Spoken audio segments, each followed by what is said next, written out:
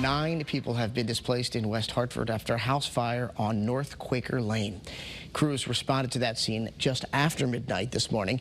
Fire officials tell us that one person actually jumped from a second-floor window to escape the flames. That person and 3 other people were rushed to nearby hospitals. Luckily, though, they are all expected to survive.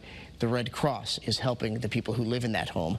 Right now, the fire marshal's office is still trying to figure out exactly how that fire started. Scott? All right.